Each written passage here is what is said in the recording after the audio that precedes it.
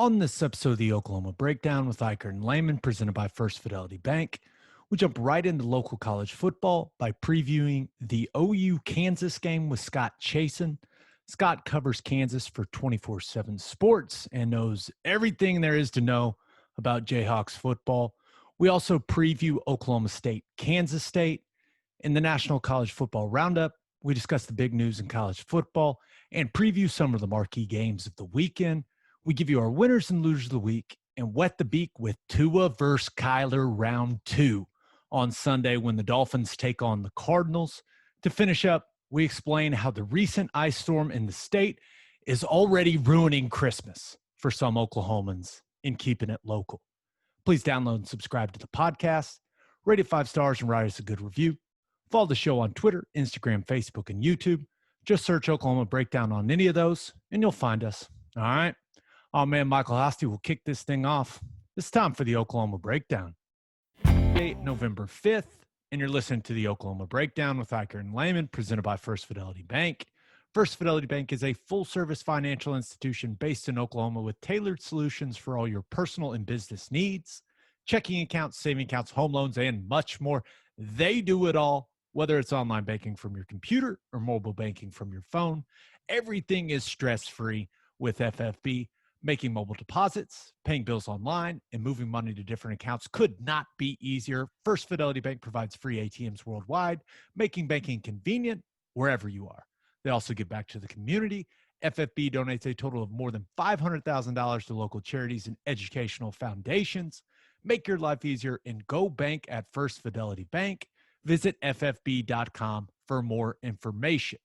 Now, we're recording this on Wednesday night. And Teddy, as you and the people that consume this on YouTube can all see, I am back in my mother-in-law's house. The internet and cable issues continue. And I at this point, I just kind of want to cry because it's been painful. It's been now, luckily, I have an awesome mother-in-law that lets me come to her home and, record this podcast. But it's getting old, man. But I remember I had that speech a couple episodes ago about, be nice to the utility workers. So I can't do a complete heel turn right now. But I am, my patience is wearing thin, Ted. Wearing very thin.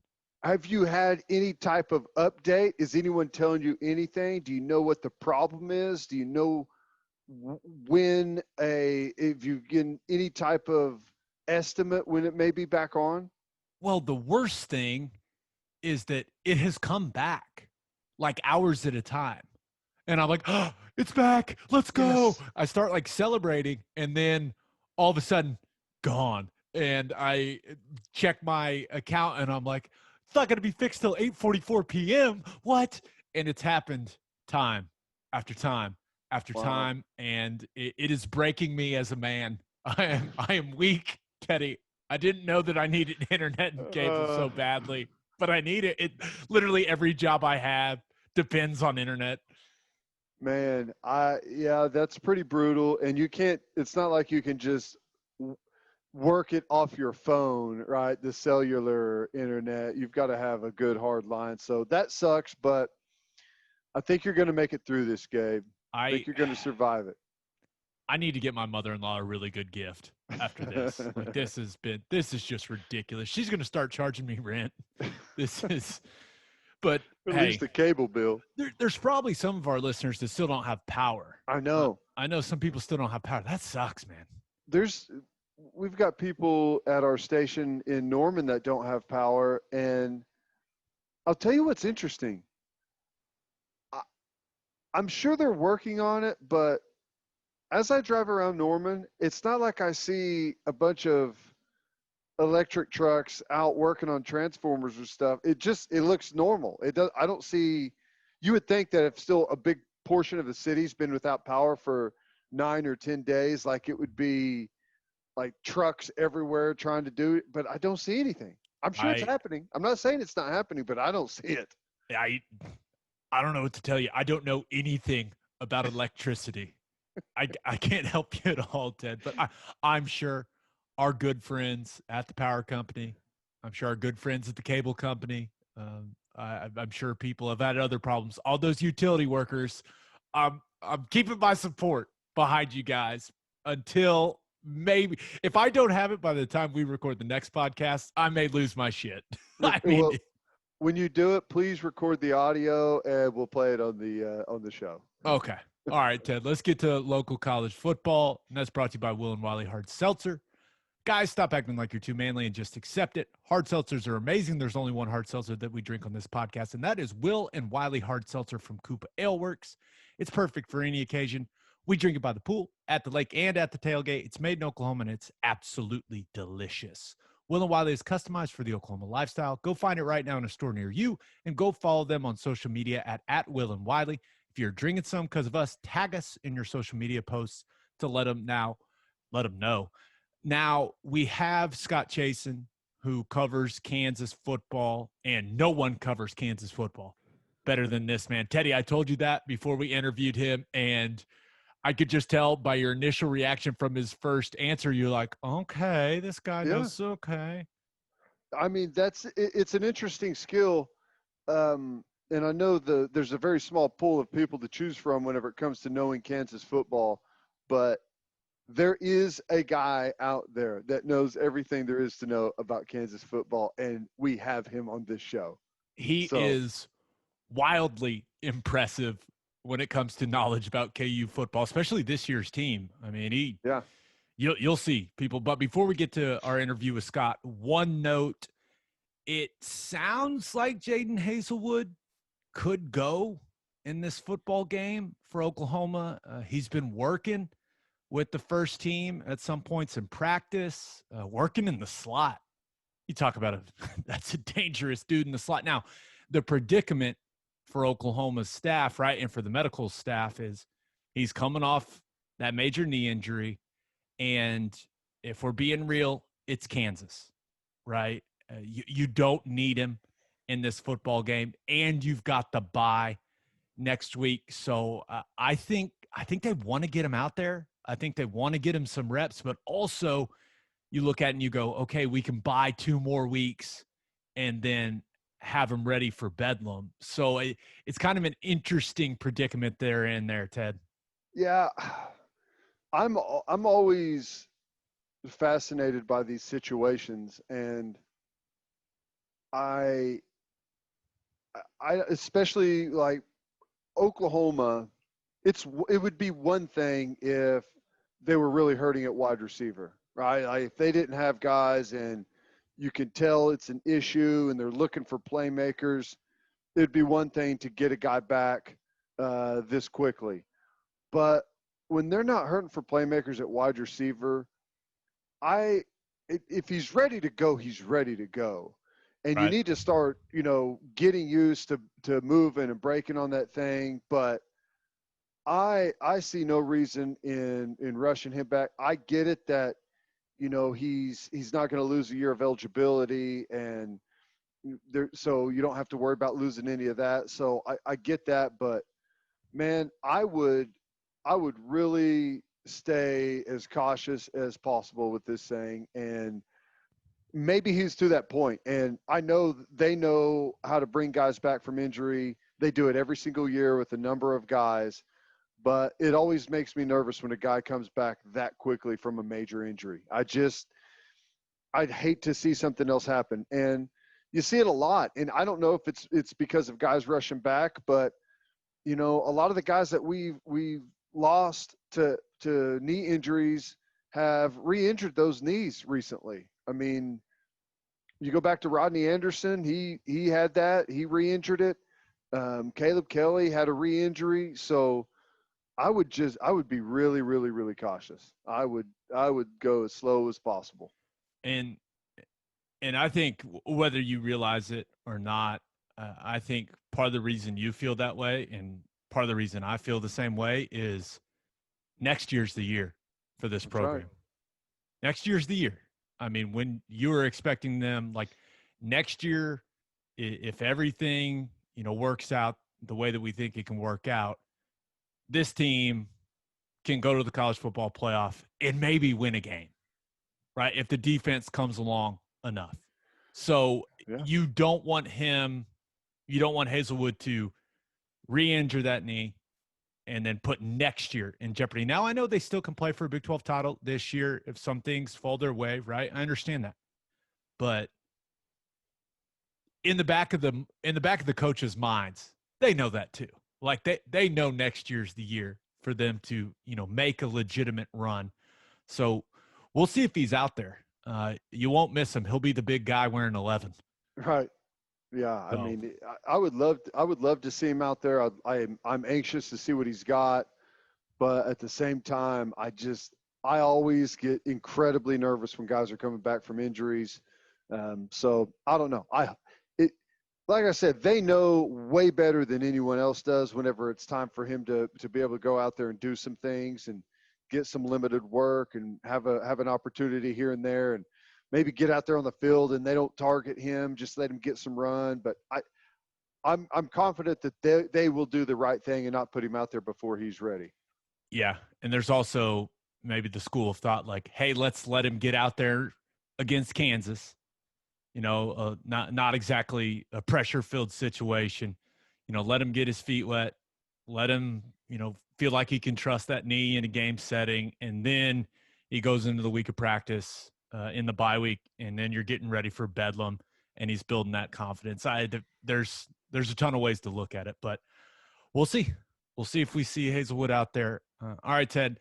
Now, like every week, even when it's Kansas week, we are going to preview the opponent, and we brought Scott Chasen on to talk Kansas football, and no one knows more about Kansas football. All right, here's that interview with Scott. It is our pleasure to be joined by KU's beat writer for 24/7 Sports. He is the only man brave enough to tackle the dumpster fire that is KU football. Scott Chasen is in the house. What's up, man? Not much.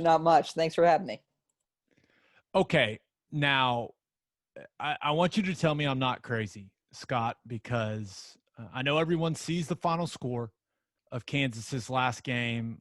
Looks like they got blown out by Iowa State. Now, I watched the entire game, and am I crazy to think that was Kansas's best performance of the year? They were pretty competitive in that football game, Scott. Yeah. Even if you took the outside factors away, and I'll run through them in a second, Kansas was within 16 points with the ball in the fourth quarter, which no one gives you a trophy for being down 16 in the fourth quarter. But considering you're playing a team that entered the season with, dark horse national title contention, hopes, or certainly Big 12 championship hopes, they may still make it there. Their schedule is really easy from this point on compared to everyone else. And then you take into account Puka Williams, Kansas's best player, has opted out. Drew Prox, Kansas's best defensive player, has opted out because of COVID, because of contact tracing, because of other injuries. Kansas was without 2 of its 5 starting offensive linemen, 3 of its top 5 wide receivers, both of its inside linebackers on defense, its starting safety. This was the most Kansas has been ravaged all season because of all of these factors. And yet it was the most competitive game. It was 16 until very late in the fourth quarter. And even then, it kind of felt like Iowa State might have went for that last touchdown. Maybe some spread drama there. I don't know if some boosters had Iowa State covering that. I like it. But, they were certainly throwing, up 23 or whatever with a couple of minutes left. But no, it was a 16-point game, and it wasn't 16 and then Iowa State scores and the game's over. It was 16, and then Kansas gets an interception and gets the ball back to potentially go down and drive and cut it to 1 score, and then anything can happen. So, again, you don't get a trophy for that, but it was definitely some progress, and a lot of young guys played well. You mentioned Puka Williams, and he's had some success against Oklahoma. I think Oklahoma fans are going to be happy that he's not going to be there Saturday. But what, if anything, did that do to the team's morale? Do you think they were expecting that to happen maybe at some point this season, or did it catch everyone off guard? Just kind of how'd the team respond to that? Probably a little bit a mix of both. If there's a program prepared to deal with from a mental side losing their star running back, it would be Kansas, given Last year, Khalil Herbert surprised everyone by 4 games into the season that he was averaging 9 yards a carry. I mean, people forget because of how well he's playing now, and they say things like, oh, this guy was at Kansas. No, Khalil Herbert was averaging 9 yards per carry when he left Kansas. He was having a tremendous season. I think he was at like 400-something rushing yards through 4 games. He was playing, I mean, absolutely fantastic football, and hard to fault him for opting out, given that, I mean, he might be a dark horse Heisman contender now that he's at Virginia Tech and averaging, 100 whatever yards a game. And, so from that perspective, I think there may not have been as big a letdown as you saw when Khalil Herbert had opted out, a year before. That preceded a game, I think, at TCU, where Kansas lost in the range of like 51-14, and those touchdowns were garbage time touchdowns. It was as bad a game I've covered, seen. It was just a horrible game for Kansas. What followed Pooka Williams opting out this time was that K-State game where, again, it was a little closer than the score because special teams was such a disaster for Kansas. And, really, the Kansas special teams have been really interesting because 2 games this year, they've been as bad as you can be. They've allowed multiple return touchdowns, Baylor and Kansas State. And really every other game this year, they've actually been pretty solid. They have a couple kick returns for touchdowns. They've had great punting from Kyle Thompson when he's healthy. It was a 3rd-string punter against in the most recent game against Iowa State, and he was pretty good. So I think Kansas survived the letdown. I think the thing we learned about Kansas, and it's hard to say this, and it doesn't really – I'm not 100% sure it computes, but it almost felt like every time they ran with Pooka Williams, it was a wasted down when he was playing because defenses were selling out to stop him. He was injured. He was dealing with an ankle injury, and he's averaging like 3 yards a carry. And how predictable when they go run, and now it's 3rd and 8, and you're putting your quarterback in the worst position. I'm not going to say it's a good thing for the Kansas offense that they don't have Pooka Williams, but it might be a good thing that they don't have the banged up, hindered Pooka Williams that they still felt the need to force feed because he's still their best player, just not quite at 100%. Right. Let's talk a little bit about that offense, Scott. And it's kind of been a revolving door at the quarterback position, but now it looks like they found their guy in Jalen Daniels and the freshman. And this guy is fun. I mean, he's a dual threat. Is this a reason for Kansas football fans to be excited? Because I really enjoy watching this young guy. Yeah, and think about this. He just turned 18. He was 17 in his first 3 or whatever starts. Wow. And for a quarterback to start as a freshman, I would venture to say in the history of college football, I don't know this, I'm guessing, 97% of the time they were an early enrollee. They went through spring if they're going to start one of the first 2 games of the season. Like maybe they start later in the year, whatever. But for Jalen Daniels, not only was he not on campus in the spring, there was no spring. Kansas had no spring practices. He came on campus in the middle of June, I want to say. And even then, they weren't doing anything as a team. They weren't allowed to. And so, we talked to Les Miles this week, and one of the questions he was asked was, hey, why wasn't this guy your game 1 starter? And Les said he didn't get any snaps. Before the season, he may have gotten no first-team snaps because they had 2 veterans they were trying to figure it out. And they thought, surely this guy can't, come in at 17 and take that starting job. And lo and behold, your first quarterback gets injured. They don't feel great about the second one. So they say, let's turn it over to Jalen Daniels. And the thing about him that's so interesting is his first start was, it's not an understatement to say it was horrible. From the perspective of his best play was when he overthrew a wide open receiver 50 yards downfield because everyone said, wow, he has a great arm. As compared to if that's a junior or a senior, they're saying, wow, you missed a wide open guy for a touchdown. It's the dichotomy of how young you are. Against Kansas State, he did show some growth. He rushed for 2 touchdowns, and they started to open up the offense. Kansas fans have been upset how boring the offense looks, and it's been one of those things where you're like, hold on a sec. They've got a guy who is getting no snaps, who wasn't, he doesn't know the offense, he can't run it. They're not going to throw him out there and say, run 50 RPOs a game and zone read and make these decisions. They're going to simplify it. Now, against Iowa State, and really going back, I think maybe a game before that, they started to say, we're going to open it up just a little. And now it sounds like they really want him to make throws in addition to his ability to take off and run. And I thought, if there was one major sign of things moving in the right direction in the last game, his biggest passing play was freshman to freshman wide receiver who got the opportunity to play because so many guys are out right now. And his touchdown run, it's kind of insane to think about. His center was a true freshman. His right guard was a true freshman. His left guard was a redshirt freshman. His tight end was a sophomore. He faked the pitch to the running back who was a true freshman, and he's a true freshman. So you're going freshman up front, sophomore tight end, freshman running back, and the freshman quarterback on an option play runs it in. I mean, that's Kansas right now. It's not good. You never want that to be the case, but that's the sign at least that the young players are maybe getting that experience and maybe that there is hope when they can bring in more of them. And you kind of just answered this right there with some of the youth that they've got, but what other signs are there? Because there was a little bit of hope whenever Les Miles took over, and the way last season started, like, okay, maybe we've got something here. Maybe, it's going to be a process, but it looks like, they may get something going. And it kind of devolved a little bit. And the start to this year, which obviously he didn't have any time in the spring, and all of that is cooked in there. But like, what's the mindset around there as far as Les Miles, and is this thing going to work, and what is his future there? Well, I think you'll find out over the next 2 years, really next year, because you're going to have to start to see as they bring in more and more freshmen and develop them in the program. But the biggest indicator from people I've talked to is, there are two reasons why young guys play. And the first reason is they're better than the guy on the roster. And the second reason is they're either equal and they're just playing their guy, or they just want to give a guy a chance and try something. I would say maybe that category is most often like a coach is just like, I'd rather play my guy than your guy. In this case, the young players are playing because they are better than the players who are currently on the roster. And I think of the best players on Kansas's team right now, of the people who are there. So no Puka, who's not with the team. No Drew Prox, he's not with the team.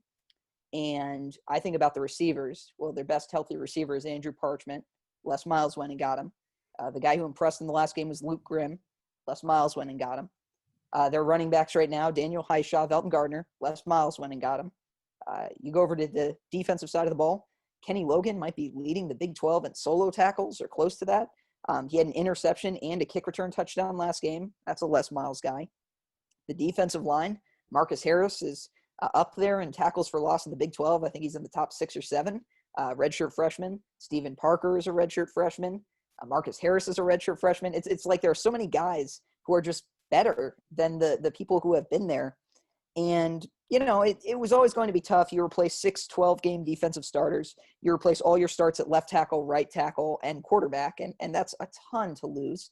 And then also, not having spring – I think not having spring specifically hurt the offensive line more than anything, because that unit has 2 guys playing tackle who have never played tackle, and then one of those guys got benched for another guy who had never played tackle. So that's where you would have liked to give those guys experience as compared to, poor Malik Clark. He had a chance to be an all Big 12 guard, and now he's probably the worst left tackle in football. And it's like, he's a guard. He's never played tackle. He's not a tackle. He's just being forced to play tackle, and he didn't, get a spring to learn how to play tackle.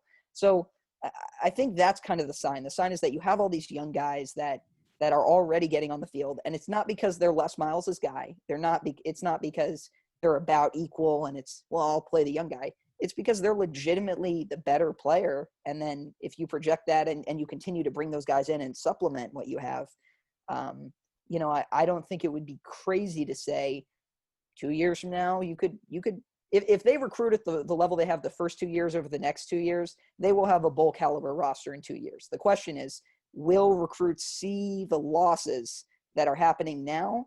And will they still be able to bring in, will the newness of having Les Miles allow them to continue to bring in your Kenny Logans and your Dejon Terrys and your guys that have legitimate offers from other places? I think that's kind of the biggest question right now.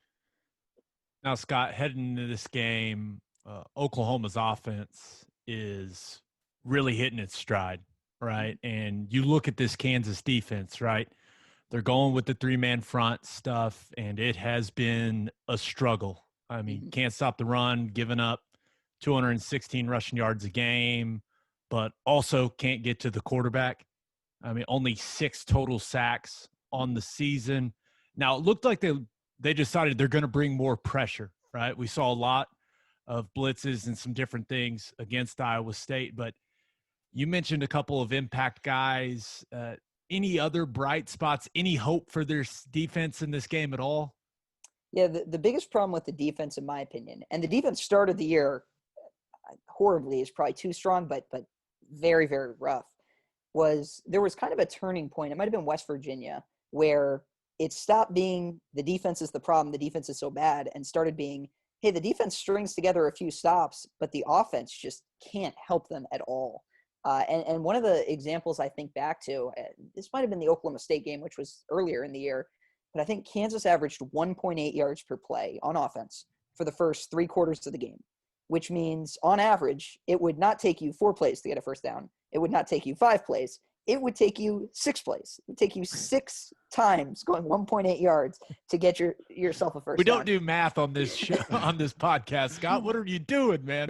Well, you don't need to know math to know that's really bad. And, if your yards per play is that small and you're just punting the ball back over and over, I think Kansas came out, held Oklahoma State to a field goal, forced a punt, and the 2 Kansas drives were like a minute 10, a minute 30. And it's like you just keep sending that defense. And that's been the story these last few weeks. Against Kansas State, that game was wonky because of the special teams. Case in point, Kansas was losing 34-7 at halftime, and they had given up 100 yards and 7 points on offense. It was pick 6, punt return touchdown, punt return touchdown. Kansas State started 2 drives inside the 40, I believe, like one at the 38, one at the 19, and Kansas held them to field goals on both. So situationally, the defense has played a lot better than the numbers, but the problem is the offense is so, I don't want to say historically bad, but kind of historically bad, especially on that offensive line, that it has just sent that unit out over and over, and then they don't have depth because they have a few guys, like I mentioned, like 5 or 6 that are playing really well. Karan Prunty is another one. I feel very confident in saying as a freshman that guy will be in the NFL. He will be one of the best cornerbacks in the Big 12. He's already, I think he leads the nation maybe in pass breakups for true freshmen. He's the best cornerback. He might be the best defender on Kansas's active roster. He's a true freshman. The problem is you don't have 20 of those guys. You have 5 of those guys, or you have 6, which is great. But even if everyone's healthy, that means you've got 5 other guys on the field that you don't feel great about. And like you look at Kansas's linebackers right now, Gavin Potter has shown some flashes, but he's out of position way too often. Jay Deneen is probably the slowest linebacker in the country, or certainly the slowest linebacker in the Big 12. Nick Channel is a walk-on from Wichita who's played okay. He had, I think, 8 tackles last game, but the guy's like a walk-on. He was never brought to Kansas to be the guy to fill that spot. So you just don't have depth, and I think that's the problem it creates. On the other side, Oklahoma, I mean, just my outsider's view on Oklahoma, they look like they're playing with a chip on their shoulder with like a legitimate edge. And Kansas has been close with Oklahoma, but I've always gotten the sense that Oklahoma treated that game like, hey, we know we're going to win this game. We don't – like kind of how when Kansas plays Monmouth in basketball, and it's just like, come on, this is going to be a blowout. We don't have to whatever. And then it ends up being like 25 or whatever and, moral victories and all that. I think this Oklahoma team is gunning to absolutely, blow the doors or whatever the expression is off of Kansas. The line is 38.5, I believe. I don't know what I'm going to pick at this point, but something like 63-17, like that feels very right to me, just because I don't think the Kansas defense is that bad, but I think Oklahoma has something to prove right now. And I think Oklahoma is going to continue to prove that they might still be the best team in the Big 12, even with a couple losses. So with that being said, what do you think Kansas stands to gain, if anything, from this game? Like if you're Les Miles, what are you saying to your guys in the team meeting before you start your week of preparation against Oklahoma? Because I don't think anyone in that room is under the illusion that they're going to go in and win the football game. They don't think that. So what can they, and you threw out the moral victory there, and no one likes those, but whenever you're kind of in the situation they're in right now, that's what you're really reduced to. Like, is there anything that they can come away from in this game, in your opinion, saying, okay, we've got that to build on? Probably, I think from the perspective of Jalen Daniels, the situation at quarterback is so different because it's like each week it's like he finds 5 new plays because he's just learning more and getting snaps. And so it'd probably be that. Kansas put up, I think it was 15 points from offensive drives in the last game, 7 from special teams. That's not great. But they also had a 2-minute drill that resulted in a 40-yard field goal that missed because the wind was blowing, 600 miles an hour in all sorts of different directions, to the point where I think they went for it on like a 4th and 15 in the first half because it was like, we can't punt the ball into this wind. I think Iowa State had a punt that was like 8 yards just because the wind was absolutely like insane.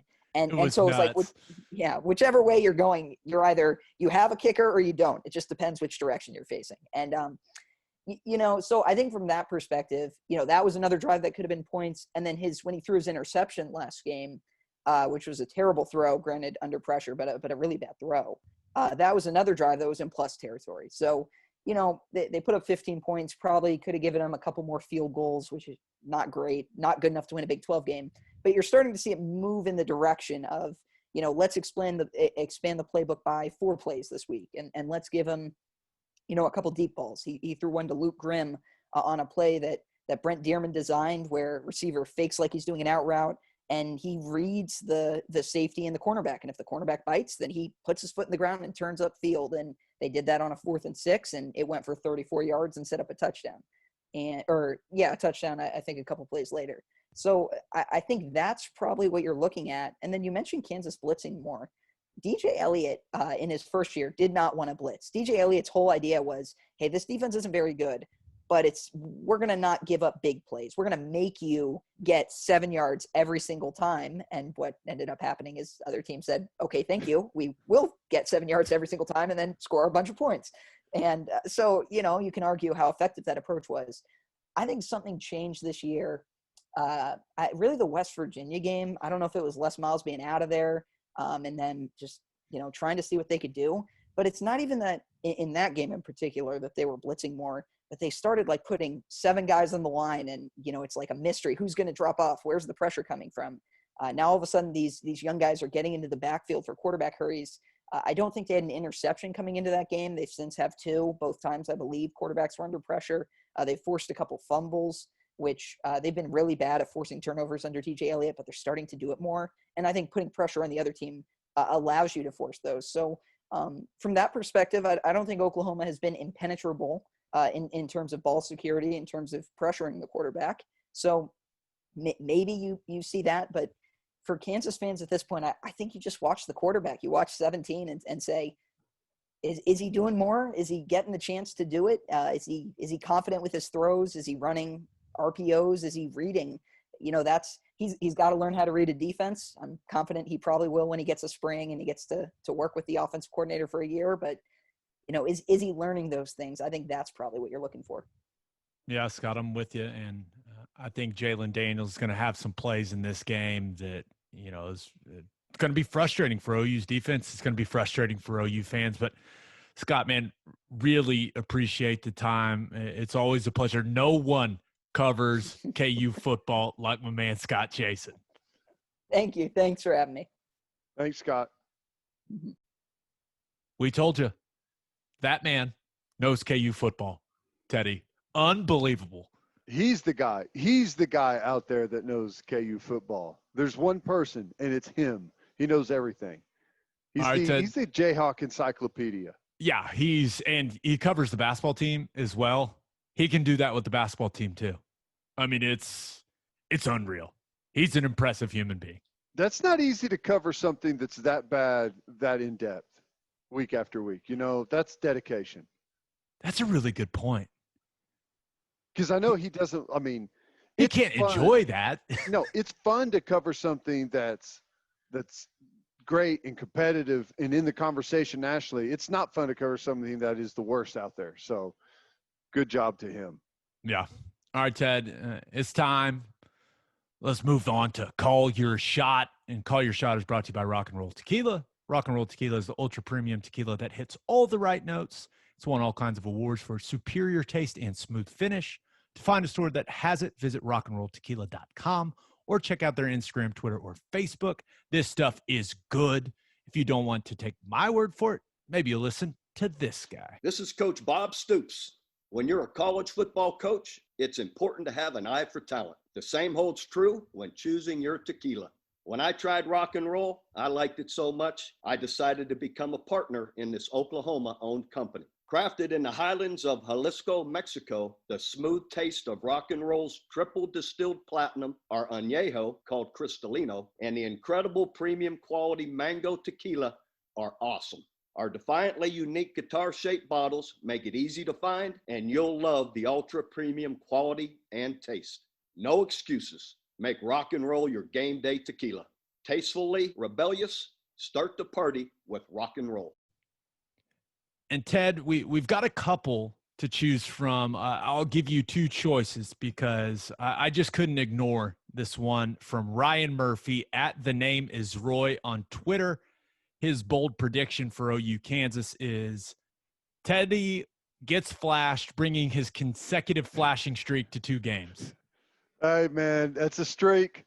It's a streak. 2 games, baby. Unfortunately, the layout of our radio booth at home, I'd probably have to get flashed by a coach or a replay official or something like that because it's not as party friendly, I should say, as Texas Tech is. But I do love that. Okay, but now for the real call your shot. I couldn't ignore that one. It was too good not to work into here. But this comes from Eric Bates at EJB Band 21. He says, Stevenson has more total yards than the Jayhawks offense. So that's really interesting from Eric because I think we just saw them kind of,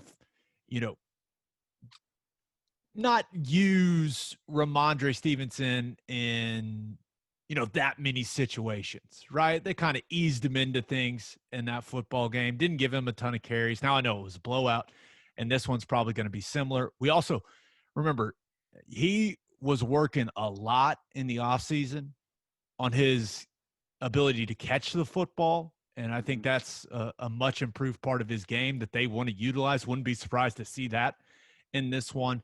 But I think some OU fans are going to be surprised when they see the Jalen Daniels kid running around a little bit. And that kid, someone needs to teach him how to slide because he does not know how to run out of bounds. He is going to run into people at full speed. It's unbelievable. He'll learn. Wow. He's young.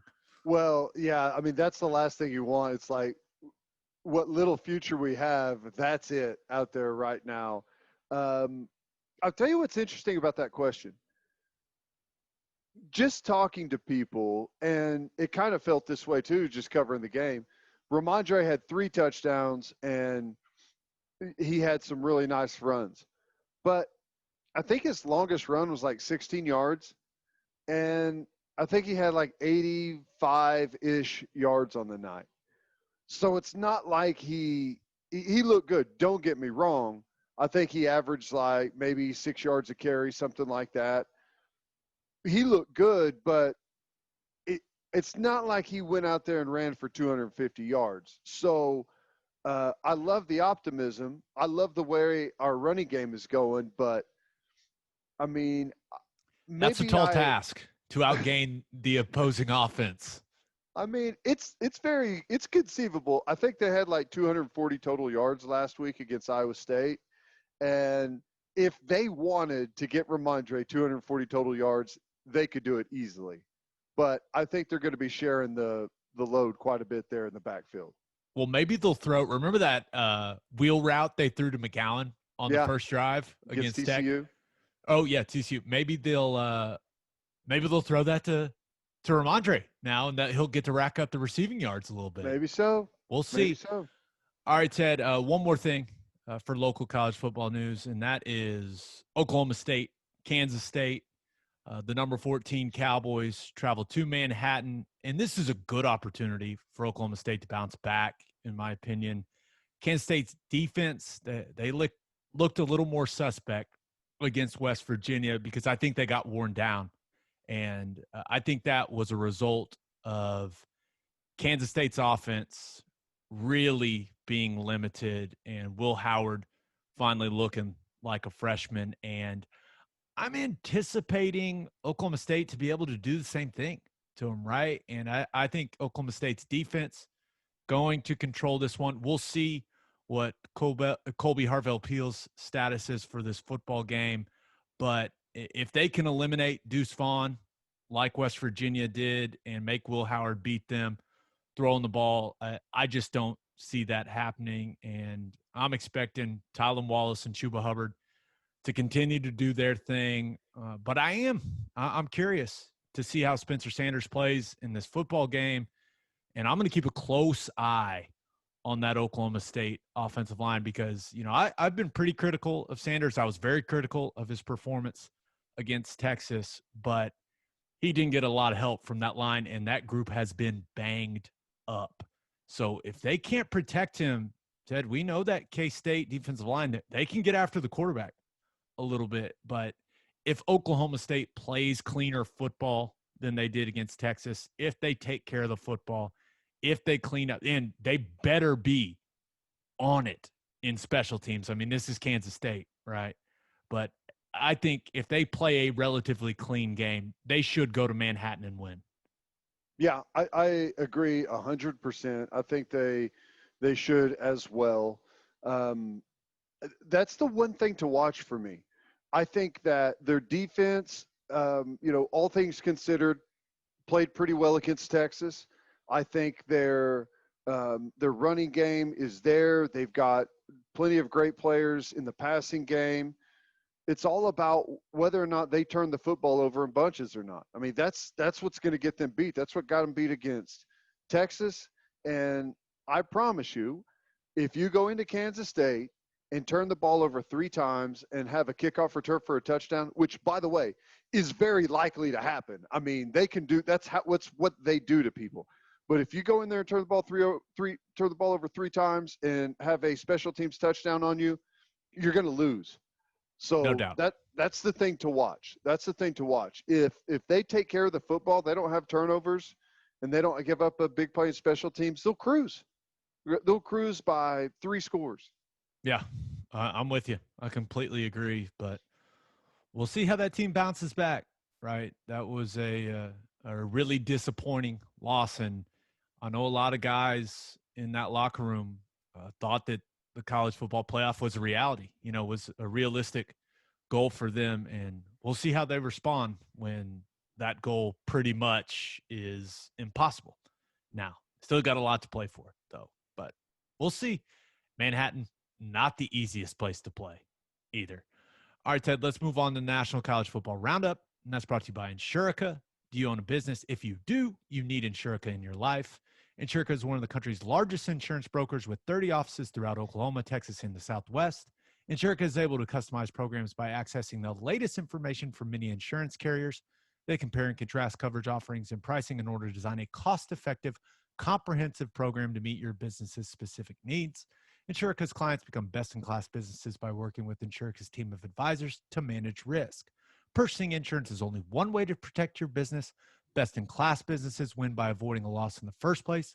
If your business partners with Insurica, you'll save huge amounts of money and take back control of your total cost of risk. I'm an Insurica client, and you should be too. If your business wants to be best in class, connect with Insurica at insurica.com. That's INSURICA.com. Okay, few pieces of college football news before we preview the marquee games of the weekend.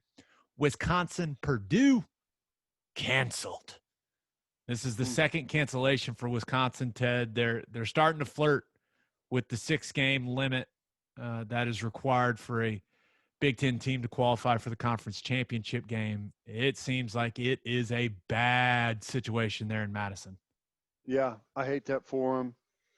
I mean, I hate it for them, like, in general, if everything was normal and then all of a sudden your games are being stripped from you. But these guys, these players, and honestly the coaches, I mean, this has been tough on coaches too, staying away from friends, staying away from extended family, having to be super careful, can't do what the rest of the population's doing. But these coaches and players have gone through what they've gone through since, March, and fought, scrapped, went to court, went to, battle, trying to get back to a season, went through all of these different hoops just to get back on the field. And as soon as you get back, you play one game, you look great, and then you're shut down. I feel horrible for those guys, man. It's brutal. Absolutely brutal. They should be pissed at Big Ten leadership for setting them up for failure. If only there was a podcast that said that this exact thing would happen. And unfortunately, it's to a really good football team. Now, another piece of news, Texas running back Keontae Ingram has been ruled out of their game against West Virginia. He's got an ankle, right? Got banged up in that Oklahoma State game. But that game between West Virginia and Texas, that one could be interesting too. Texas in a bit of a letdown spot, and West Virginia coming off that beatdown of Kansas State. But, Ted, I don't feel like Keontae Ingram, he just hasn't been that impactful of a player for the Longhorns. Right. It seems like it's Bijan Robinson time for them. Yeah, I think that's right. For whatever reason, it's yet another running back at Texas that just has not lived up to the hype for whatever reason. Offensive line, offensive system, quarterback, whatever you could throw out there. And I know Ellinger's been good, but I'm saying this is over a decade, essentially. For whatever reason, it just has not worked at running back at Texas. And this is just kind of the latest, highly recruited guy, a physical specimen, has like pretty much checks every single box whenever you start going down the list as far as measurables go, but it just hasn't translated on the field. I don't know why. It should be able to. If Breece Hall can go up to Iowa State and be like the second leading rusher in college football, they don't have the greatest offensive line you've ever seen, right? I mean, it can be done. I don't know why it's not happening at Texas with some of these guys and athletes that they've had. Yeah, when you think about it, and you just kind of made me start going back in my head, and what Malcolm Brown, their best running back in the last decade, maybe, and he's been a better pro than he was a college player. Yeah, I mean, Foreman had what happened to that guy? He had kind of a flash on one of their horrible, they were 5-7 one year, and he had a big year somehow, and went to the draft, but he was pretty good. But I mean, what was his name? Gray. He was one of the highest recruited high school football players out of the state of Texas ever, a running back. That was supposed to be the greatest thing. Jonathan Gray, is that right? Maybe? No? Sure. But we're not recruiting guys. We don't pretend to be. Yeah, but he played, but he never turned into anything that they expected to. So I don't know what's gone on there. It's been strange. I mean, that's really the one position in Texas. Well, I mean, every position in Texas, because there's great players coming out of there year in, year out of the state.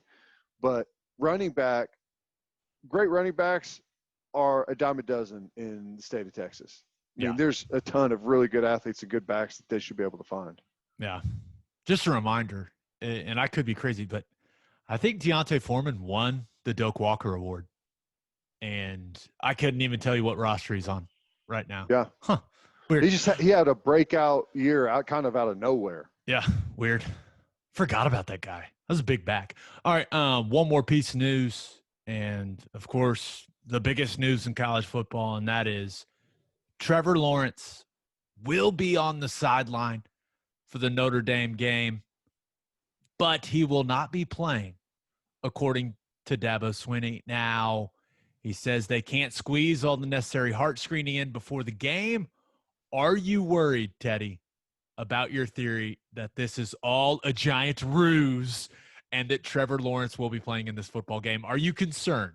I'm not concerned about my theory. Gabe, if you know me, you know that I love a great conspiracy. I got tinfoil hats all over the house. This is what I live for, okay?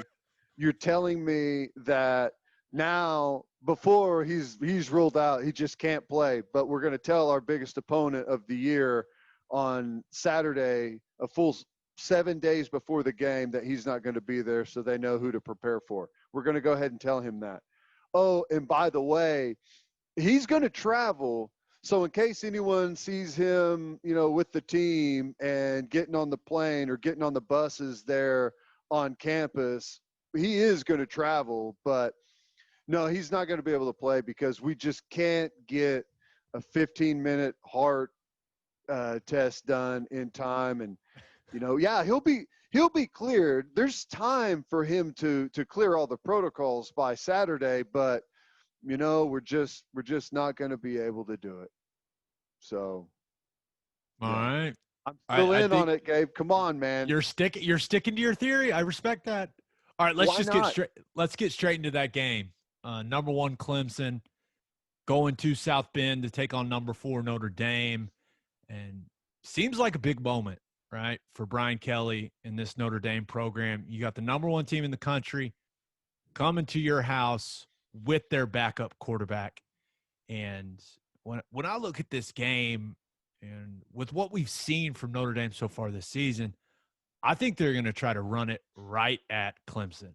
I think that's the identity of this football team. They've got a really good offensive line. Kyron Williams has been solid for them at running back. And then when they run it effectively, that allows Ian Book to be the best version of himself. And that is a play action heavy quarterback. I mean, I think that's really where he thrives. Now, Notre Dame's defense has been solid, and they got some dudes. They got some dudes on that defensive line. They are a penetrating defensive front. I mean, they play with knockback. I've been impressed with what I've seen from them, but they have not seen a collection of skill players like they're about to see from Clemson, especially Mari Rodgers, Travis Etienne. Now, the real question becomes, what does DJ Uiagalelei do in this football game? He's got a full week of practice.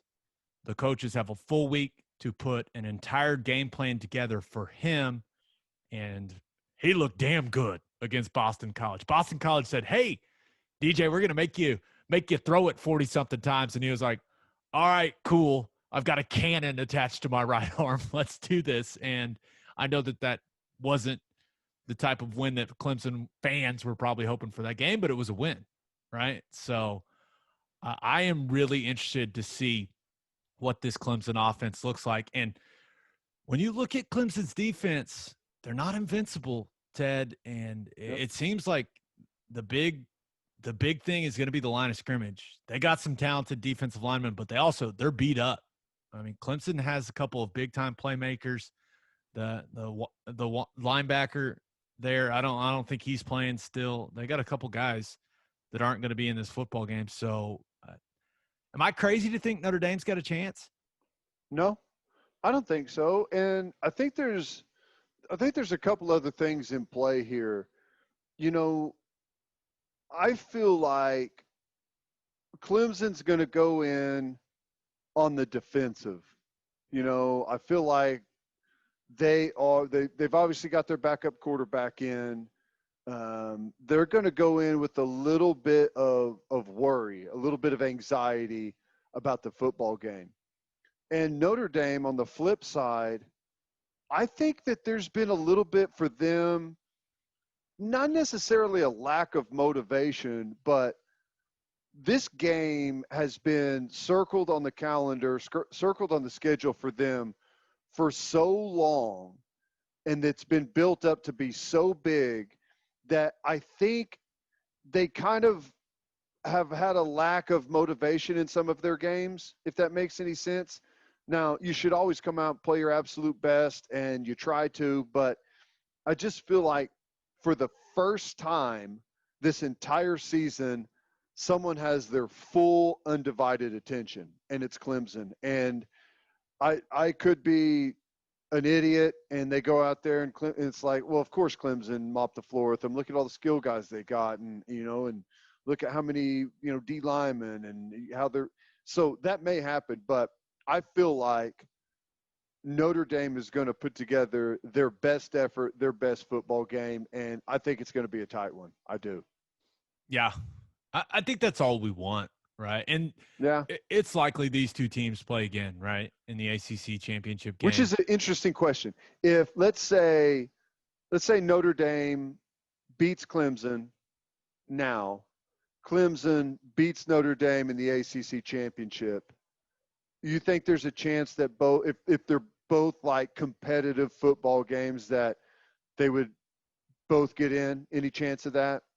Yeah, I think there is, with the brand that Notre Dame is, and especially with Trevor Lawrence not being in this game. Like, if Trevor Lawrence comes back, which we're all assuming he'll be back, and they end up in that ACC championship game, which we all think they will, and Notre Dame plays them close with Trevor Lawrence, like it's decided in the fourth quarter, maybe Clemson wins by a touchdown, wins by a field goal, then you got to think long and hard about Notre Dame.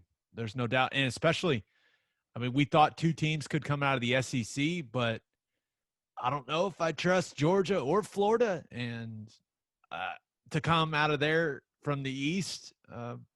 And I think Bama's definitely coming out. Now, the Pac-12, clearly a wild card. And then who knows what will happen with any other team in the Big Ten except for Ohio State. The Big 12 is out of it. So, yeah, that opens up a spot. So we'll see, but I don't think that's the craziest thing I've ever heard. Yeah. All right, now let's move to the next game, and that is the world's largest outdoor cocktail party between number 8 Florida and number 5 Georgia.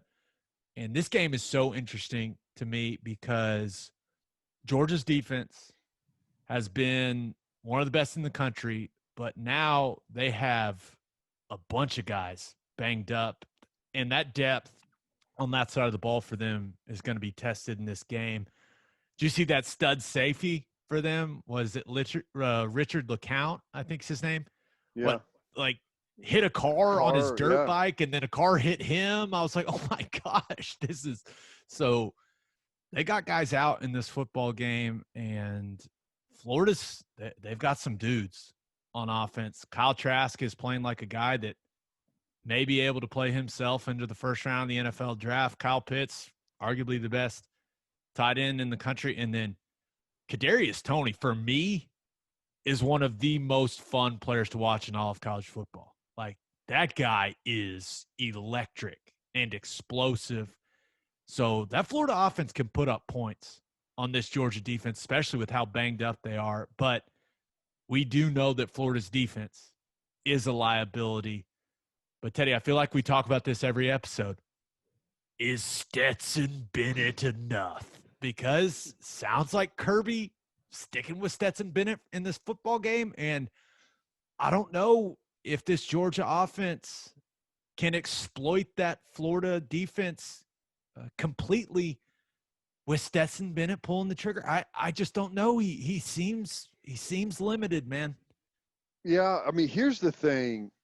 I think Georgia at full strength wins this football game mainly because they can dictate the terms of the game. Slow it down, limit possessions, keep things super conservative with Bennett at quarterback, and just make the plays you need to make whenever you have to make them. But if they're banged up and their depth isn't up to par, and Florida wants to turn this thing into a track meet.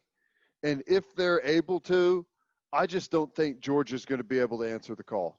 I don't. I don't think their offense is explosive enough right now. Now, maybe Stetson Bennett is able to make some plays against Florida because they are lacking a little bit on that side of the ball. But, I mean, I don't know. It's hard to pick, because Georgia's been really good at forcing people into their tempo of a football game, playing it, in their style. So, do you think, because Georgia, they're a little inexperienced on the offensive line, and that group's kind of been up and down this season, and it's not like they have Nick Chubb and Sony Michel back there. They got good backs. Don't get me wrong. Like they've got some really talented guys, but I guess one of those backs hasn't emerged as some, game breaker.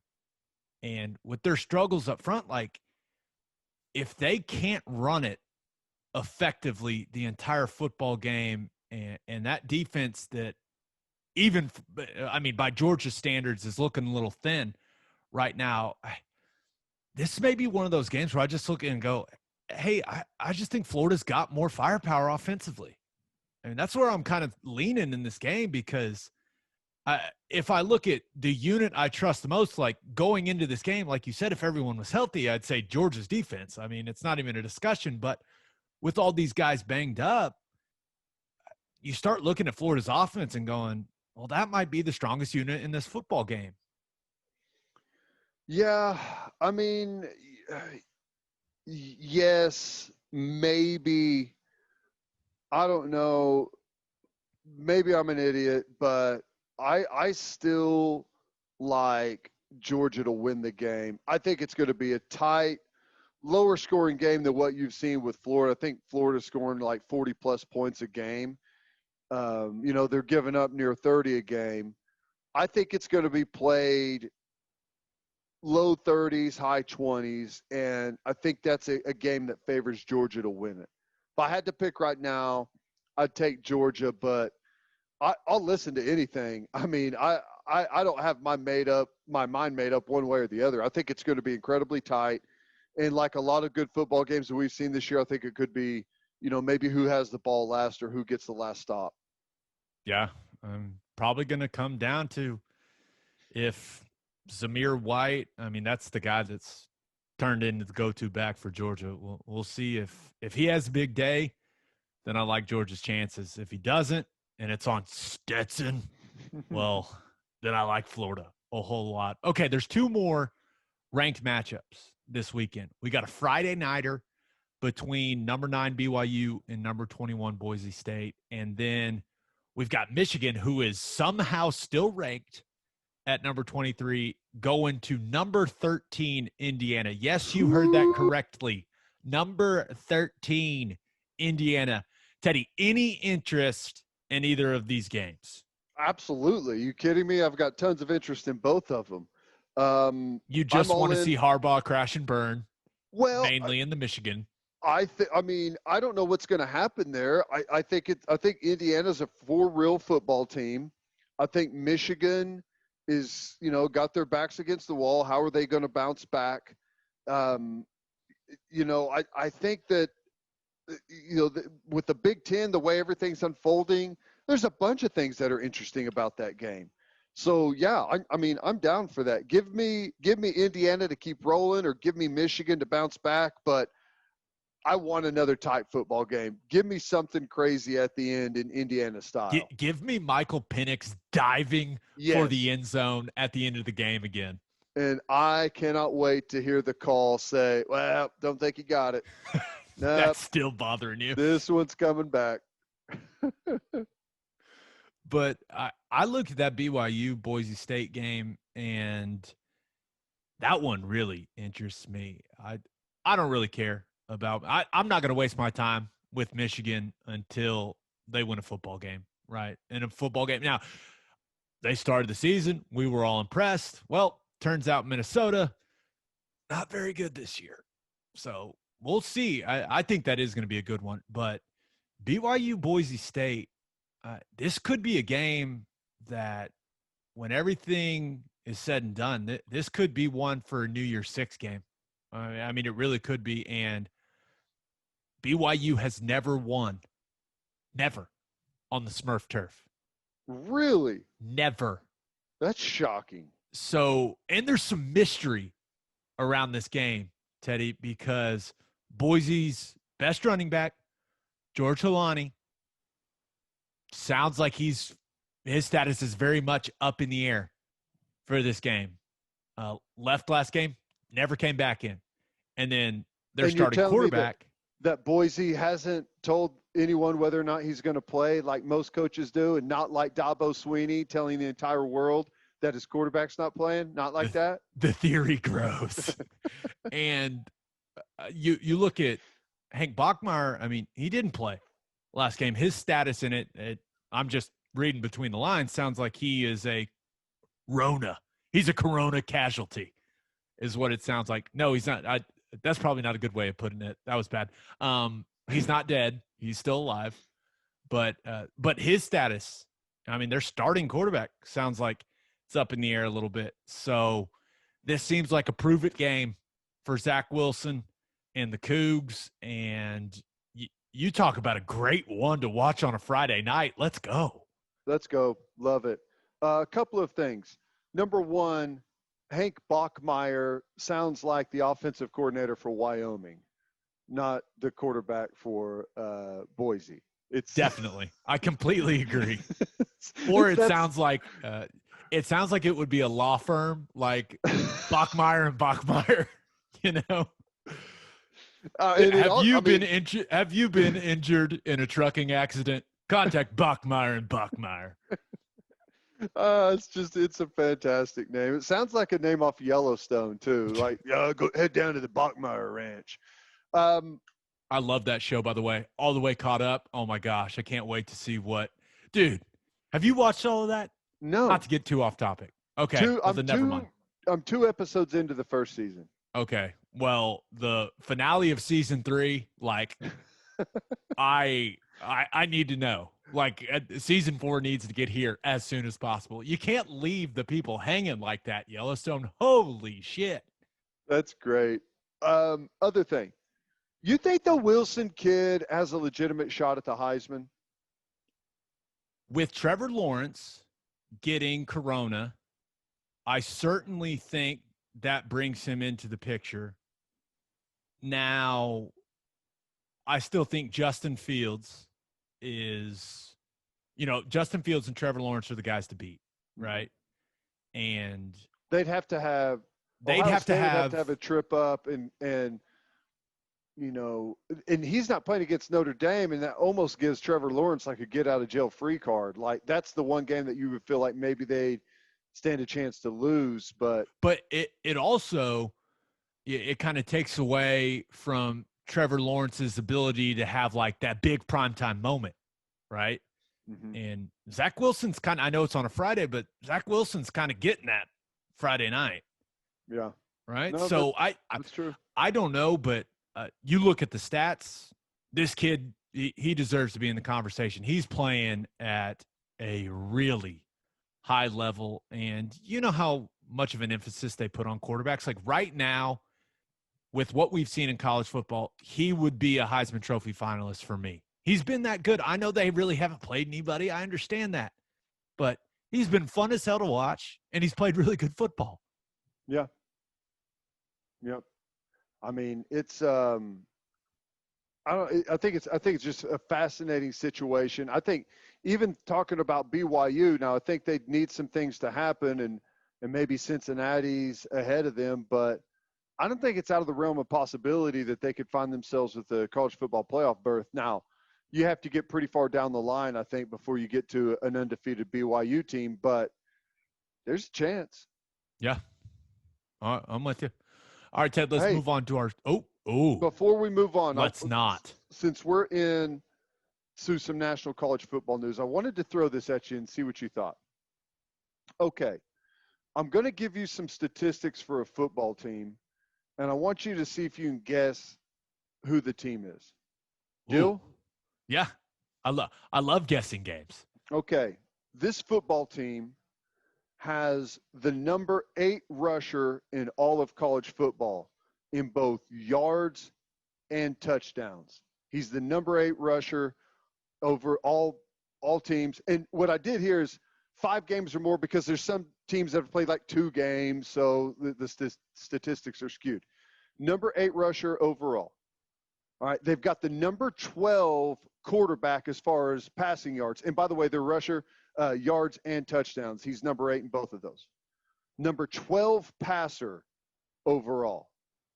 Okay, they've got a top 25 scoring offense, points per game. They're the number 14 total offense, yards per game. Defensively, They are the number one defense in the country in total defense in yards per game. It's West Virginia. Yeah. Isn't that amazing? Number 12 scoring D, number 8 in sacks. Letty Brown is that dude, man.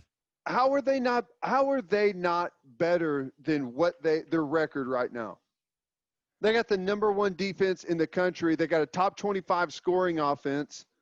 They got a great running back, a quarterback that's fringe top 10 in yards passing. It's shocking that their numbers are that good. Well, you got to remember, and I think, and I put it out there on Twitter, I think at this point, Neil Brown, for me, is the leader in the clubhouse for Big 12 Coach of the Year. Mm-hmm. That's how I feel. But their weakness is on the offensive line. And it's been West Virginia. Now, when Bedenbaugh was there, they had they had one of the best coaches in the country, and they were putting guys in the NFL. He was developing guys, but that's their issue. One of the most confusing things in the world is them going and getting beat by Tech in Lubbock. I know. It continues to be perplexing. Now, them losing to Oklahoma State, like Oklahoma State's a damn good football team, like healthy Oklahoma State, Illingworth not turning the ball over in that game. So I also think that West Virginia is a work in progress. Like they are way better right now than they were early in the season. Completely agree with that. Yeah.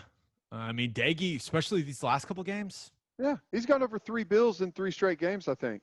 And they got speed at the skill positions. They do. Yeah. But I don't know. The more I've dug into some of their numbers and watched them, I'm just like, they have the number one defense in the country right now, giving up 255 yards a game. Pretty impressive. Yeah. We'll see. We'll see how they finish out the year, because when you look at their schedule down the stretch, it's not easy. They got Texas this weekend, and then TCU, OU, and Iowa State. So we'll see. But that's also a nice little 4-game run to see what the Mountaineers are made of. All right, Ted, let's move on to our segments, and let's start with our winners and losers of the week. And Teddy's winners and losers are brought to you by Advanced Weight Loss Clinic of Sand Springs. They'll help you execute a realistic and achievable weight loss plan designed for you and only you. They've got all kinds of treatments for men and women. Their licensed and trained experts combine diet and exercise with hormone therapies to maximize your results. If you're struggling with low libido or low energy, Advanced Weight Loss Clinic of Sand Springs can help with that too. They also offer Botox and fillers. To get on the path to losing weight, call 918-241-LOSE or visit their Facebook page. If you mention the podcast, you will get a free fat burner injection. All right, Ted, who do you have as your winner of the week? Oh, this was an easy one for me. The winner of the week is the Ole Miss kid, the freshman tight end, DeMarcus Thomas. They had practice, I think it was Monday, and took a hit in practice. I don't know. It sounded like a routine practice, but goes down. When they rush over to him, has no feeling at all in any of his extremities, is life flighted out of practice. They shut practice down. You saw Kiffin talking about it before they had any news, and he was shaking, man. He was shaking. So they get him into the hospital, but slowly regains movement back, has movement in all of his extremities, and has checked out of the hospital. Expected to make a full recovery. Dude, can you imagine how terrifying that would be, laying on the field with no feeling? And it's just. I just want to point out that you selected a guy that lost all the feeling in his body as your winner of the week. I just want to make sure Well, you're looking at it that way. I'm looking at it as my winner of the week is the guy who regained feeling in all of his body. There you go. Okay, I was like, that doesn't sound like much of a winning situation for our man. Well, but that's the worst part about football.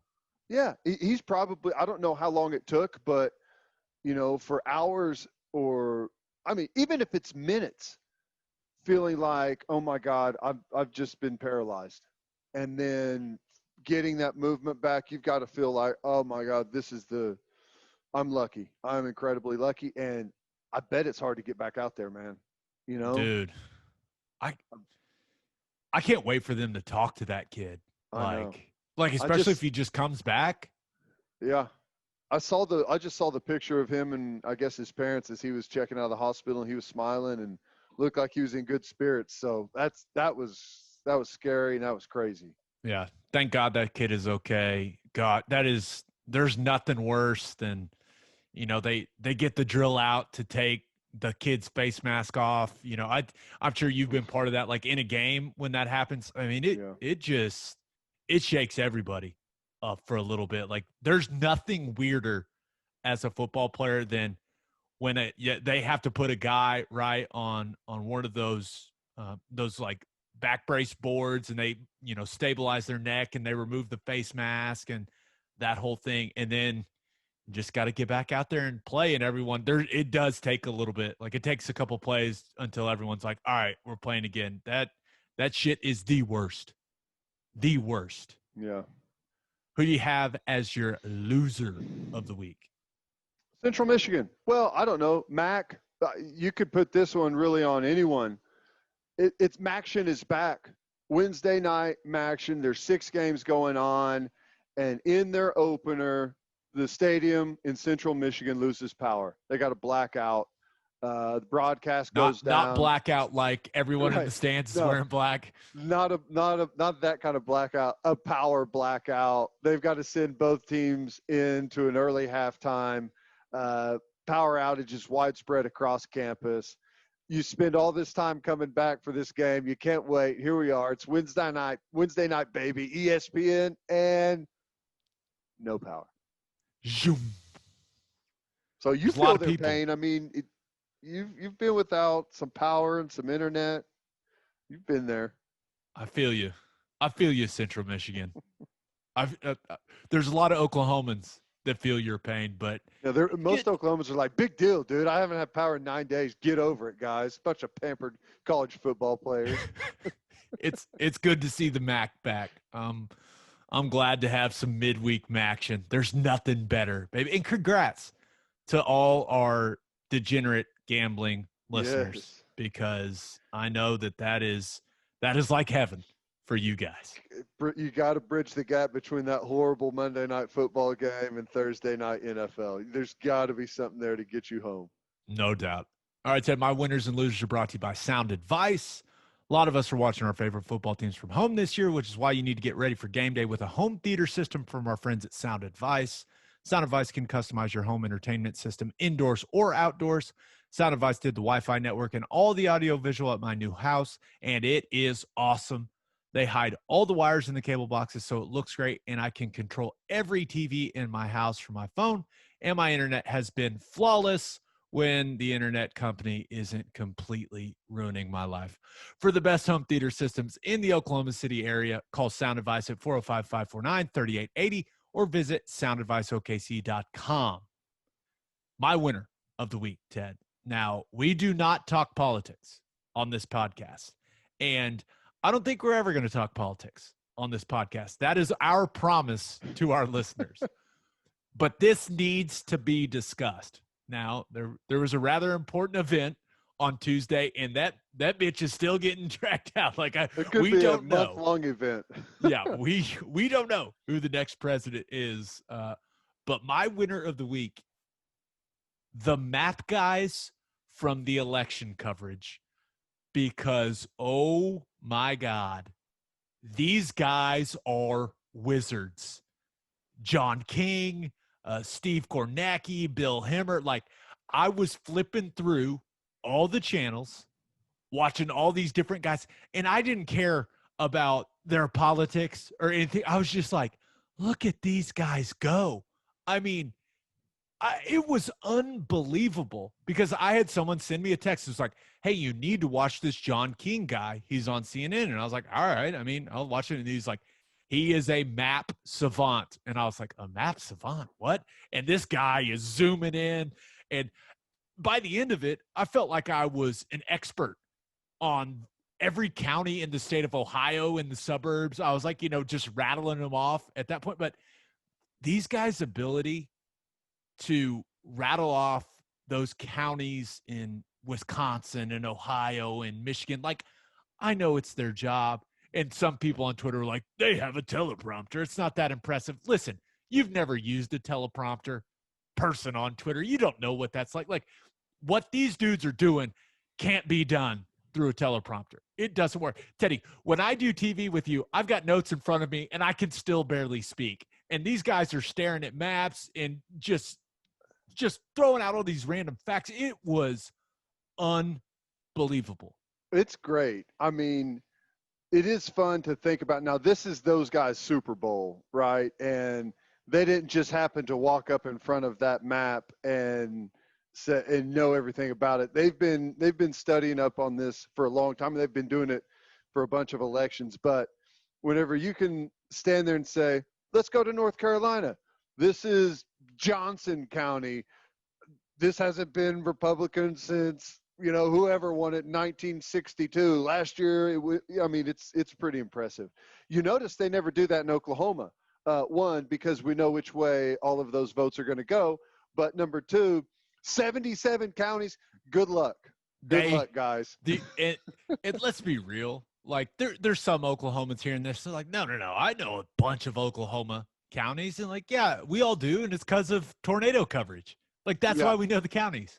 But, I mean, I know quite a few, but get me in front of a blank map that doesn't have any of them on there, buddy, I could be pretty lost.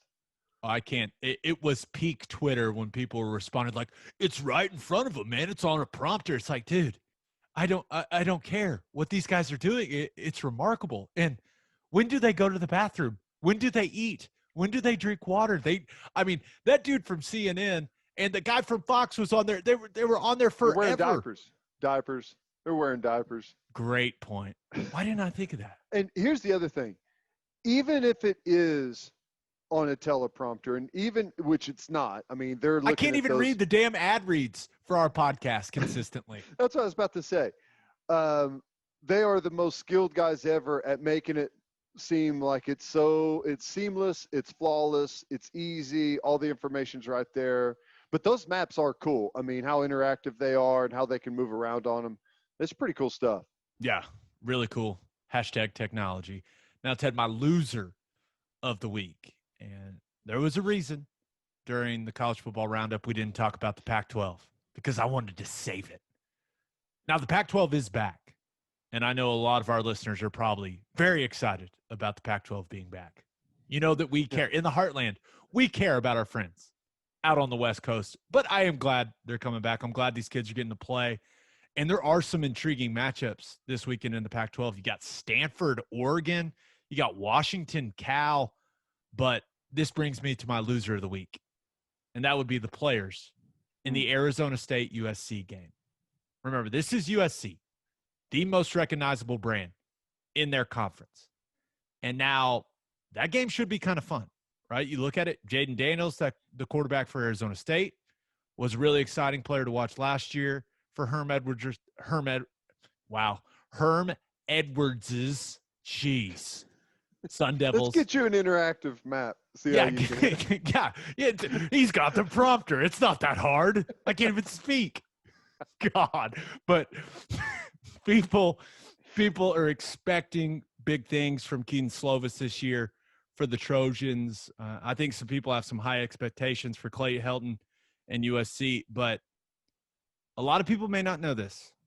This game is being played at 11 Central, God's time, of course, right? Central time, the best time zone, which means this game that is taking place in Los Angeles will be played at 9 a.m. local time. The banner program in the conference is playing at 9 a.m. local time. That is awful for those players. And I understand it's to get into the big noon Eastern kickoff slot for Fox. Like, I get it. But that has to be so miserable preparing for this game for these kids. Because all week, as you're going through your prep, you're like, damn it, dude, we have to wake up at 5 a.m. on Saturday. I mean, that's when you got to do it. What time's the pregame meal for a 9 a.m. 4 hours kick? before kick, man. Yeah, it's always 4 hours before kick. So what? You got a 4:45 wake up, 5 a.m. pregame meal? Are you kidding me? Buses leave at what? 6:45. Get there 2 hours before kick. I feel so bad for those kids, and I know Clay Helton, and it seems like all these coaches in the conference are like, hey, this is good for recruiting. It gets us on TV. It's like, but still, the kids have to wake up at 5 a.m., maybe earlier on game day. That's bullshit. I don't care. You can talk about TV revenue all you want. That's bullshit. I mean, how pissed off would you be to have to wake up at 5 and go play a game? I mean, I would say right now that I would be pissed off and mad, but being done at 1 o'clock in the afternoon on a Saturday is not bad, though. Yeah, that's the only thing. But these kids, it's not like they live in California. They can't go party. It's not a thing right now. If you go party, you have to write down the list of people you were with and hand it in to the governor right now. So, yeah. No singing either. No singing. Yeah, that list is hilarious, by the way. That is totally brutal. I mean, I understand their point because Pac-12 football has been struggling because everyone is drunk and passed out by the time they even start playing their football games. I get it, but that's brutal, man. That's brutal for the players, coaches, everyone. It's early nighttime.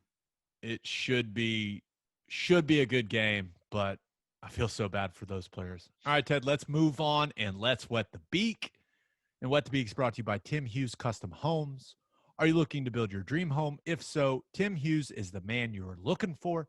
Tim Hughes Custom Homes is a one-stop shop for all of your home building needs. He can find you a lot. He can find you an architect. He'll find you financing. And, of course, he can build your dream home exactly the way you want it. Sounds too good to be true, right? Well, Tim found my wife and me a lot. He found us an architect and built our new house. Tim and his team were so easy to work with. He is still helping us when we have questions about things around the house. He's also built several office buildings. So if your business is looking to build a custom office, Tim Hughes is your man. You can see Tim's custom builds throughout Gaillardia, Nichols Hills, Oak Tree, Stone Mill, and Rose Creek. It is a great time to build a house of your dreams. For more information and to see Tim's spectacular work, visit his Instagram page at Tim Hughes Custom Homes or visit timhughescustomhomes.com. Eat your heart out, John King. Boom. Nailed it. Okay. Thursday night football. We got Packers at 49ers, but the 49ers, they're having to shut things down. They shut things down on Wednesday. Now, it sounds like the game is still going to happen, but they had to put Trent Williams on the COVID-19 list. They had to put a couple other guys. I mean, their entire team's already hurt anyways. So there is a sexier matchup in the NFL. And that matchup comes Sunday when the Miami Dolphins travel to take on the Arizona Cardinals. Now, the Dolphins are 4-3 and are very much in the AFC East picture. The Cardinals are 5-2 and are trying to navigate their way through a brutal NFC West. But this game is all about the rematch. Tua versus Kyler, round 2. Now, the talent should be a little more even than it was in that Orange Bowl that you and I observed there in Miami, Ted. But I know Miami beat the Rams last week, but Tua in the offense, they weren't exactly stellar in that football game. And I won't be surprised if the Cardinals heat Tua up a little bit, make him make some quick decisions. Now, that Dolphins defense, definitely the strength of the team. No surprise, right, with Brian Flores leading things there in Miami. But Cardinals, Teddy, they're coming off a bye. You know how much I love a team coming off a bye. Come on. And then one thing to note, Kenyon Drake for the Cardinals, Myles Gaskin for the Dolphins. Both teams, the guys that have been the workhorse running backs for them, not playing in this football game. But the Cardinals currently a 4.5-point favorite. And I feel very good about laying the 4.5 for the Cardinals Ooh. because, Teddy, they're coming off a bye. Give me Kyler and the Cardinals. Revenge for Kyler Murray and the embarrassment he had to go through in the Orange Bowl. Oh, man, that is a good point. The good news here is I think this is going to be a fantastic football game. Agreed. The bad news is the Dolphins are going to win the thing. Okay, they're going to win it outright. Now, here's the thing. Yes, the Arizona Cardinals are coming off of a bye, and they've won 3 straight. Now, here's the 3 games they've won. They beat the Seahawks, worst defense in the NFL, last place. They beat the Cowboys. I don't even have to tell you anything about the Cowboys. Strong defense. They beat the Jets. I don't have to tell you anything about the Jets. And you mentioned it. The Dolphins are good on that side of the ball. Would you like to take a guess, Gabe, at who the number 1 scoring defense in the NFL is? I'm going to guess the Dolphins. Yes, you would be exactly right. This will be by far the toughest defense that they've played. And I know the offense for the Dolphins is not they're not high powered. They're not going up and down the football field, but they don't need to. The way their defense is playing right now, Tua gives them enough. I hate to say this, but Kyler goes down to Tua in round 2. Oh, no. OU fans will be so sad, Teddy. They're going to win the thing outright, too. And like all of the other proclamations I've made on Wet the Beak, it is sure to go down in a blaze of glory. We've been awful lately, but hopefully people aren't taking real money and putting, we just do that to have fun, but why is sports gambling not legal? Why can't I gamble on these games from my phone right now in Oklahoma? Just ridiculous. We were shot out of a cannon early on the First Fidelity free giveaway for the checking or savings account, and then it went epically bad. So, yeah. You know. Hey, we got too many people, too much free money from our presenting sponsor. I'm sorry. I'm not sorry. All right, Ted, let's finish up with everyone's favorite segment, and that is Keeping It Local, where we highlight what's going on in the great state of Oklahoma, and that's brought to you by Bishop McGuinness Catholic High School. As schools reopened in the fall, parents wanted to provide the best possible educational experience and spiritual development for their children. There's no better place for that than Bishop McGuinness Catholic High School. A 1-to-1 iPad setting makes McGuinness students fully prepared to continue high-level learning from home.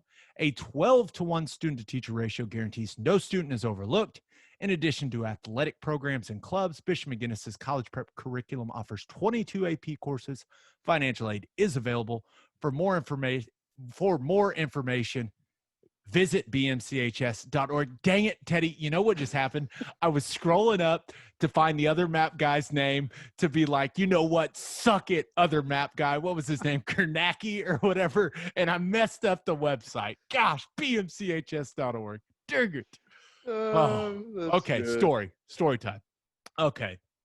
So the ice storm has royally pissed me off. It has royally pissed a lot of Oklahomans off. Still a lot of people without power, right? This thing has been a huge asshole to people in this state. And I feel for the people that still don't have power. I feel for the people that still don't have internet or cable.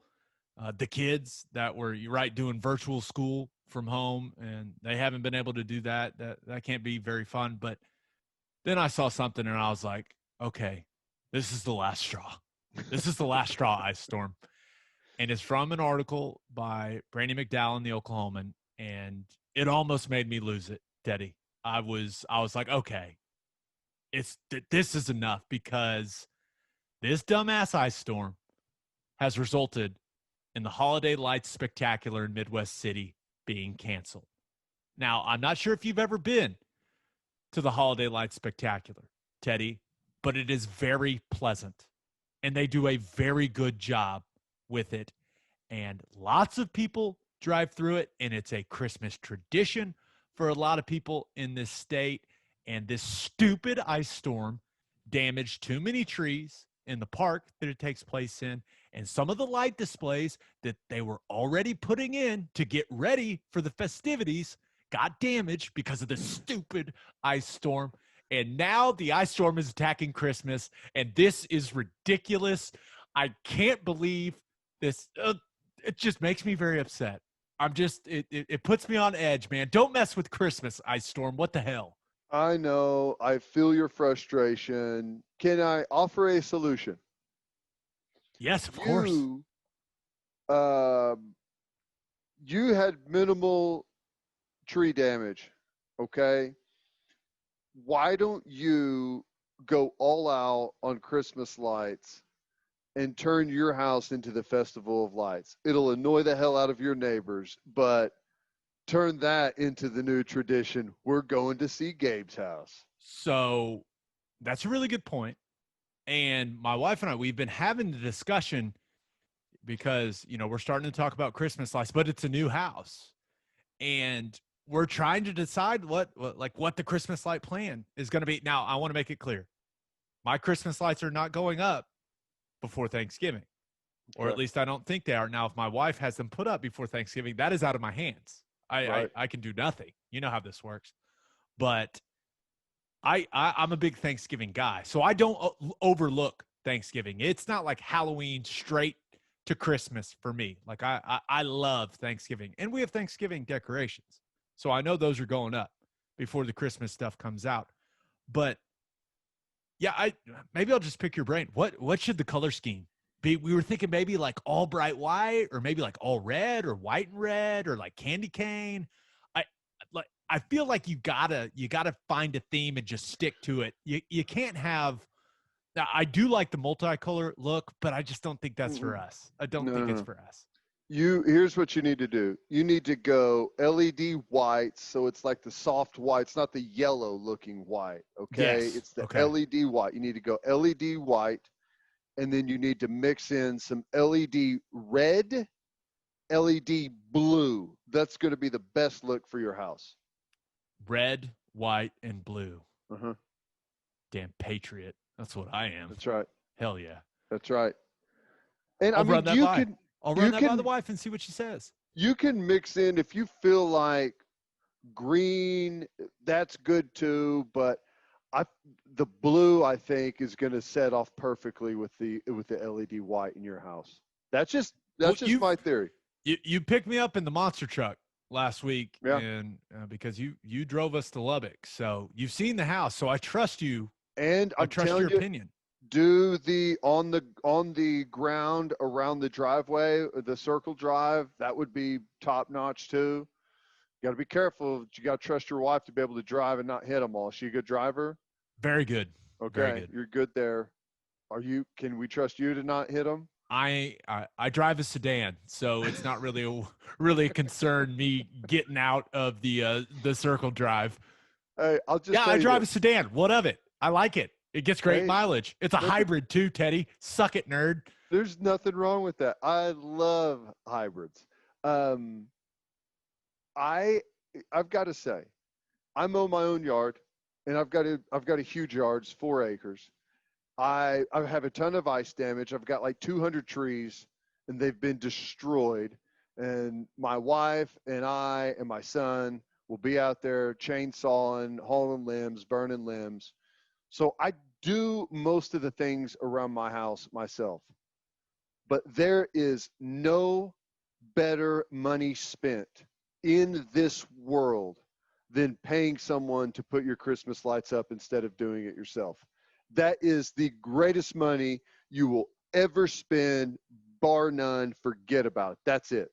Completely agree. And I got a feeling we're going to rehash this conversation here in about a month or so when it gets rolling around. Perfect. We'll talk about this again. But I'd like to say, fuck you, Ice Storm.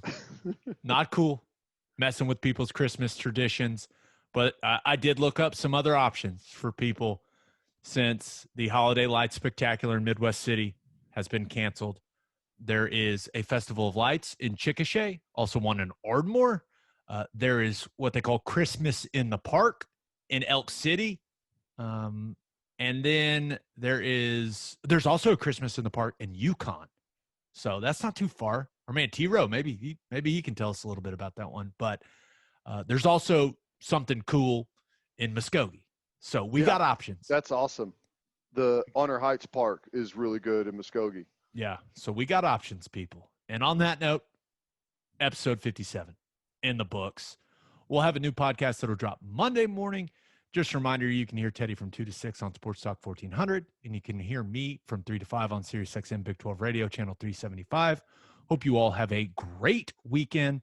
Until next time, we appreciate y'all for listening. Do what you always do.